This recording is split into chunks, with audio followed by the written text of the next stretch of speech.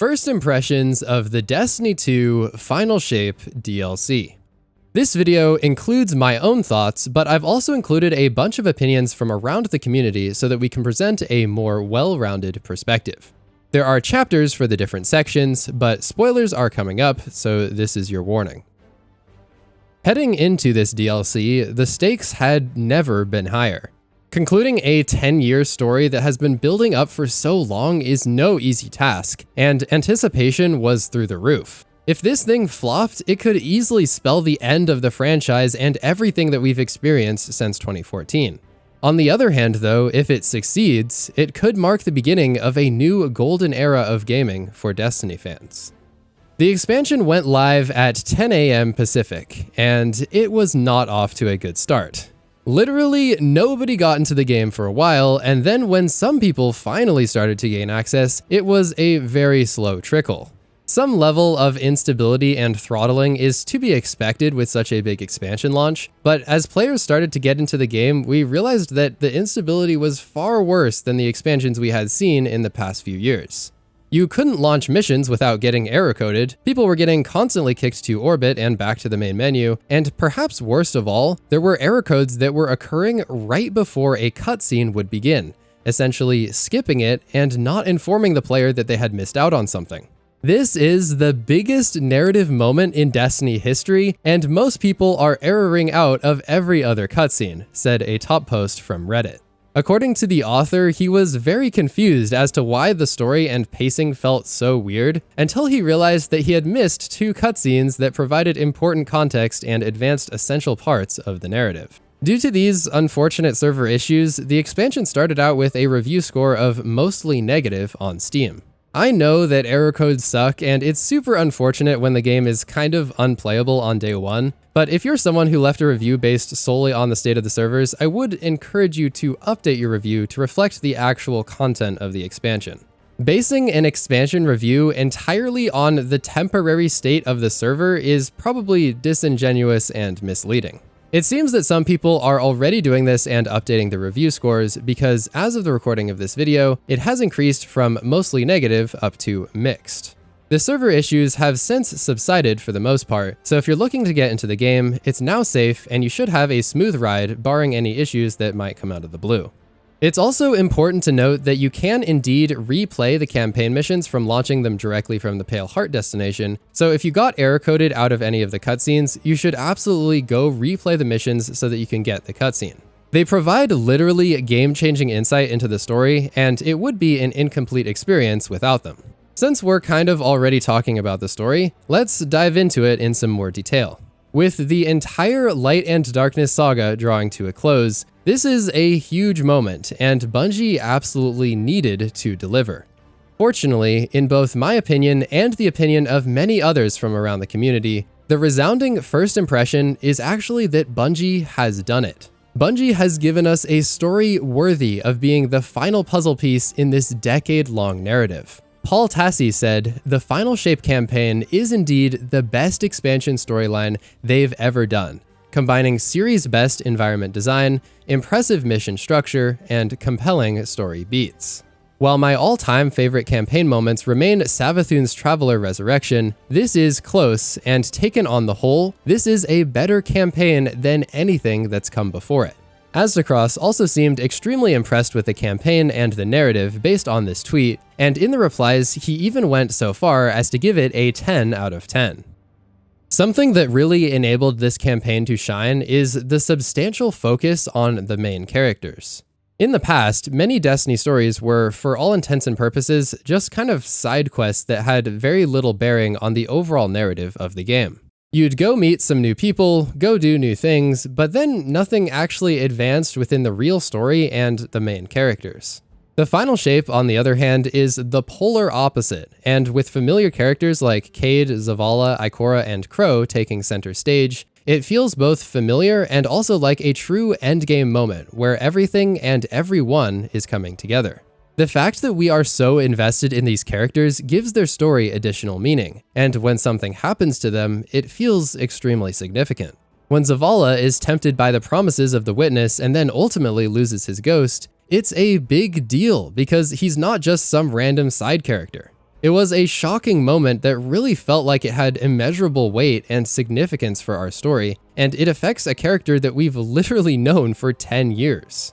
To give a contrasting example, last year we met this character named Rohan, and then literally 3 minutes later, he died. We had no attachment to him whatsoever, and although his death was slightly sad, players were just not emotionally invested in his character because we literally met him a few minutes ago. Final Shape just feels extremely significant with all of our main characters building up to the finale in the story, and we also get to learn some really cool backstory about each of them. In his first impressions video, Byf had some thoughts about the characters in the Final Shape, and I thought he made some great points that I will include here. So, other things. So far what I can say about character interactions across this expansion is that they are excellent.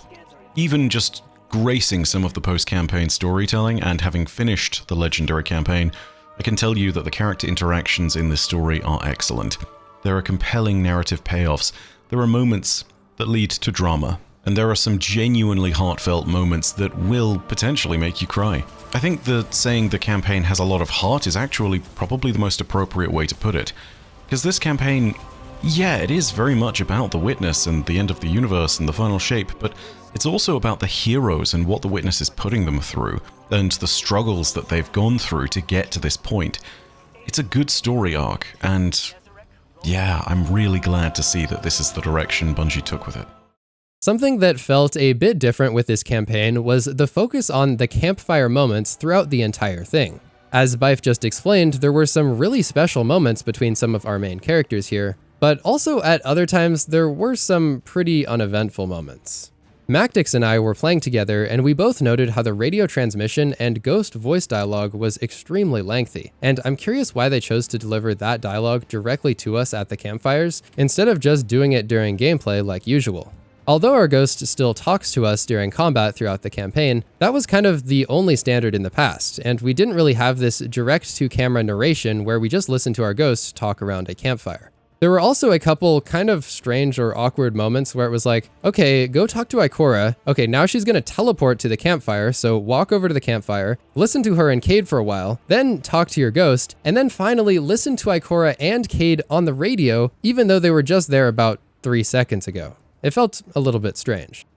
With regard to the Witness and its role in all of this, the storytelling and the end encounter were excellent. As we progress through the campaign, we learn more about it, and then we begin to slowly discover these clues in the form of dissenters that could lead to its demise. The explanation of the dissenters in general is also quite fascinating, and it feels like a believable way for us to actually beat the Witness. There wasn't some completely unexplained MacGuffin like we saw in Lightfall, but there also wasn't some completely outlandish plot where we just used some random space magic to defeat the Witness. We actually got something that could potentially make sense. If you remember the origins of the Witness, it is a combination of many beings from an entire civilization. So it is entirely reasonable that there are some dissenters among them, and that is something that we could potentially exploit. This delivery and explanation of the whole thing is quite good, because if we just waltzed in there and wiped out the Witness in a single campaign mission, it would be pretty anticlimactic. 10 years of build-up and story and lore just for the main antagonist to be gone in a single encounter. It wouldn't do justice to the significance of this character, and it wouldn't accurately portray just how powerful it really is. Instead, I liked how we were fighting against the Subjugator bosses at the end of the 7th mission, and then traveling into the Darkness area to weaken and wound the Witness, and ultimately set up our next encounter with it. From a lore perspective, this is something Byf talked about in his first impressions video, and I entirely agree. After we wound the Witness though, we will have to follow that up with a raid, and then finally this big ending at the very end to wrap things up. This is obviously an absolutely essential narrative moment that still remains to be seen, so we will have to withhold judgment until later. The Final Shape campaign finally gives us some answers about the veiled statues that we've been encountering for years and wondering about. Ever since we first encountered these and saw them in concept art and stuff, people have been dying to know what they actually mean and what implications they could have on our story.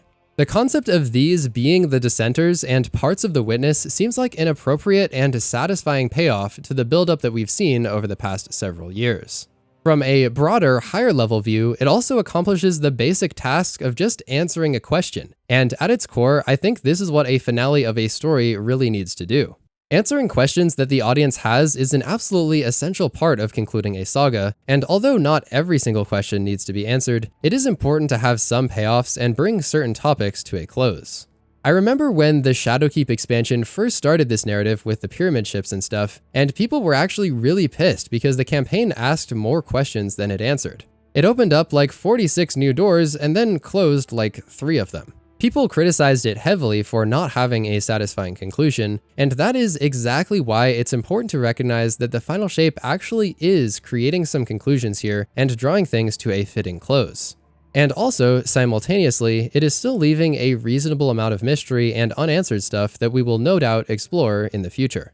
Certain doors need to be left open so that future stories can be told and explored, and it seems that Bungie has been able to strike the right balance of answering some stuff and leaving other details unexplained.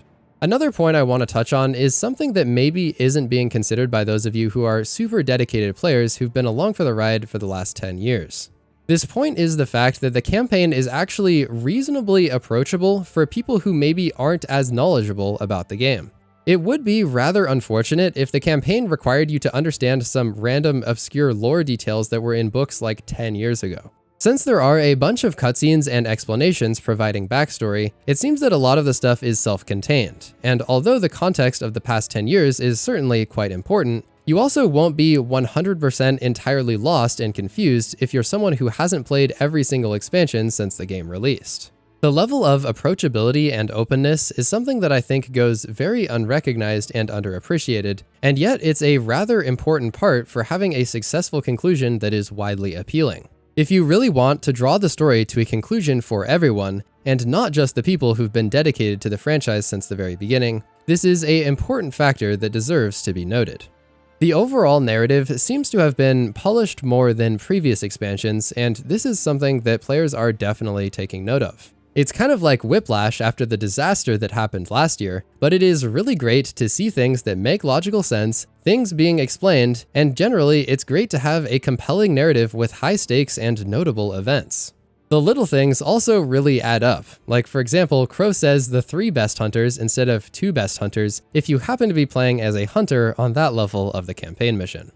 Moving on to the factor of gameplay within the campaign and the expansion overall, this is absolutely excellent. Ever since Bungie introduced the new legendary difficulty of the campaigns a few years back, the gameplay in these expansions has been absolutely phenomenal and vastly improved over the previous expansions. Especially as we neared the end, the last few missions became substantially more difficult and included some amazing mechanics. Datto said, "Hyper-quick story impressions. First half a little slow-paced to me, combat a bit easy, but the second half dialed things ways up. Both story and content, very happy with the second half once we escaped the marketing zone." Something I also want to emphasize in this section is that the overall selection of mechanics and encounters was phenomenal. Like for example, getting teleported to the other darkness area where you have to take out these balls and stay alive while also tracking down the knights and remember to use their symbols, and it feels like a raid encounter rather than a campaign mission. The overall design was top-notch, and I had a lot of fun playing these encounters like this one where there's multiple phases and multiple mini-bosses, and then you have to run away on these disappearing stairs to save Zavala. Some of the other mechanics did, however, get a little bit repetitive, but I suppose that this has become the expectation and theme with a lot of different Destiny releases. You could say that it's a nitpick, but having yet another moat mechanic just feels beyond stale at this point. We've had Gambit and Prophecy and literally like 50 other missions over the past few years that have involved picking up moats, and using that again just feels a little bit unoriginal. We've also used the Relic many times before as well. Even though we were using many familiar tools and mechanics, it was perhaps the new environment and the new circumstances that contributed to making it feel fresh and new. Another thing that really helped was the new enemy race called the Dread. After an entire saga of fighting against the same enemies with very little variation, it's unbelievably refreshing to finally see something new and original. They also feel very threatening in gameplay and shake up the sandbox in interesting ways. You could even say that they're breathing life into the everyday gameplay experience, because it did get a little bit monotonous fighting the same Cabal who acts the same exact way and looks almost exactly the same for the past 10 years. The Subjugators in particular are super cool and are at least on par, if not better, than the Tormentors and the Lightbearer Hive that we saw in the past 2 years. When we first saw the trailers and previews, I suspected that this would be the most visually stunning and fantastic environment that we would ever experience. And that suspicion was absolutely confirmed as soon as I set foot in the Pale Heart of the Traveler. Literally from the first mission, the visuals are exactly how I would imagine the inside of the Traveler looking, and it just feels extremely fitting and also very aesthetically pleasing. From these amazing platforms in the first mission, to our recreation of the old tower, to the creepy caves with faces and hands coming out of the walls, the Pale Heart is by far the most unique destination to ever exist in the Destiny franchise. And that really is saying a lot, considering that the Bungie art team has been absolutely crushing it all of these years. There has actually never been an expansion where it came out and we all saw the art and everyone was like, yeah, you know, the art is kind of bad, we don't really like it.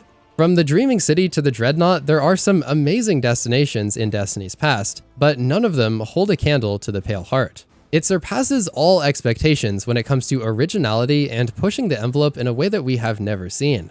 The evolution of the art style is also fascinating. The deeper you get into this linear destination, the creepier and more disturbing it becomes.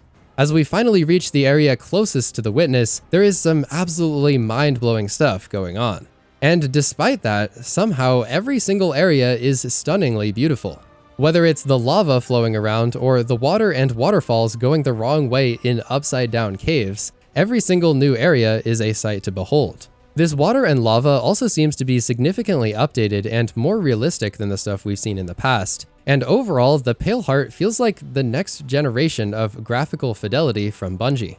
Paul Tassi said, "If there is one thing I am going to be screaming about above all else in this campaign, it is the environment design.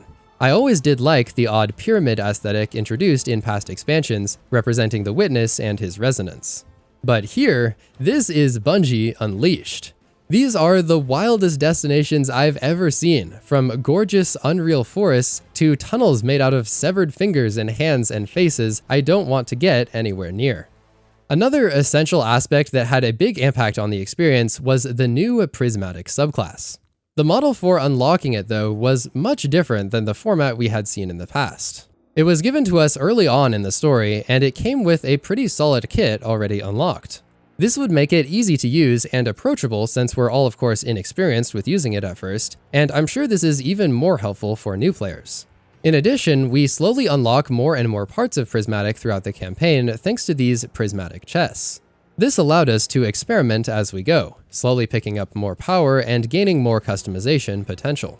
I said this was different to how subclass unlocks worked in the past, and let me tell you, this way of doing it is infinitely better than what we experienced last year. With the Lightfall expansion, the Strand element was somehow a huge focus of the campaign, and it was kind of annoying, but it was also constantly given to us and then repeatedly taken away like 500 times. You would get to try it, and then literally as soon as you started liking it, the game would just be like, nope, sorry, we're taking it away from you for the next hour of your gameplay. It was an awful experience, and players hated it overall. The Prismatic subclass itself also is just so fun to mess around with. I'm sure we'll come up with some insane build crafting combos as we go on here, and the potential is limitless, but even as a first impression, it's just been super fun to use so far. The animations are sweet, the aesthetics are on point, and it just feels like a next-gen Destiny subclass. It can kind of restrict your weapon choice a little bit because if you want to optimize for getting Transcendence, you will need to make a proper balance of both light and darkness elements in your loadout. If you want to be transcending all the time, certain things just aren't going to be viable. Like, it probably would not be the greatest idea to run 0 darkness weapons and 0 darkness abilities because at that point your energy generation will be lopsided and you won't be able to transcend very often. It can also be moderately annoying if you're using like a primary weapon for a while, and then you look down at your meter and you realize that one side is full and the other has literally 0 progress.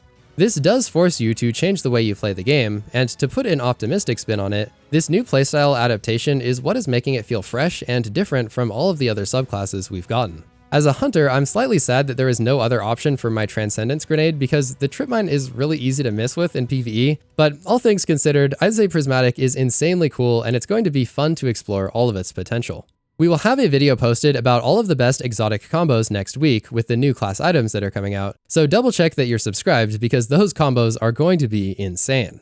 Gameplay system-wise, the new Pathfinder tab is an interesting addition that applies to the Pale Heart and also the Ritual playlists, but so far, most players haven't had a ton of time to interact with it just yet. It kind of remains to be seen if this will be a super popular thing among the community, but ultimately I think it has a solid chance of at least being slightly better than bounties. The new buff organization is also something that is being universally praised. It absolutely takes you some time to get used to looking to different areas of your screen to find the weapon and encounter buffs, but with time, I think this is a net positive change that will simply improve the gameplay experience all around. Paul Tassie's article concluded with, "Bungie threw everything they had into the final shape, and it shows. Endless, assuredly expensive cutscenes that are some of the best they've ever done. The best destination and campaign they've ever had." Destiny Bulletin said, "Finished the Final Shape campaign today. It's the best Destiny campaign Bungie has ever made, delivering a deeply emotional story with exceptional writing and dialogue. As expected, Keith absolutely nailed it as Zavala. Really excited to see how it all ends in the raid." Even though we have seen quite a few things, it's important to remember that there is still a lot that remains on the table. How will the narrative conclusion for the expansion and the follow-up episodes shape how we view the overall campaign in retrospect? How will the additional Final Shape quests fill in more missing details and cover the story and lore surrounding the Traveler and the Pale Heart? How will the post-campaign gameplay and loot impact player engagement and satisfaction as a whole? How will the raid and the final post-raid campaign mission truly bring things to a close? There are so many unanswered questions that we will only be able to uncover with time, but until then, it's safe to say that our first impressions are good. Bungie has cooked, and it's so unbelievably cool to finally see the Light and Darkness saga drawing to a close. It's something we've built up for literally a decade, and millions of players around the world have a vested interest in seeing it through. Everything all accounted for, I'd say that the Final Shape has potential. It is promising. A lot still remains to be seen, but when we look back and reflect on this expansion 5 years in the future, it might just stand out as one of the all-time greats.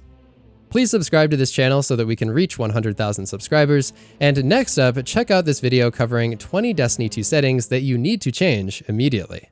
As always, thanks for watching, and until next time.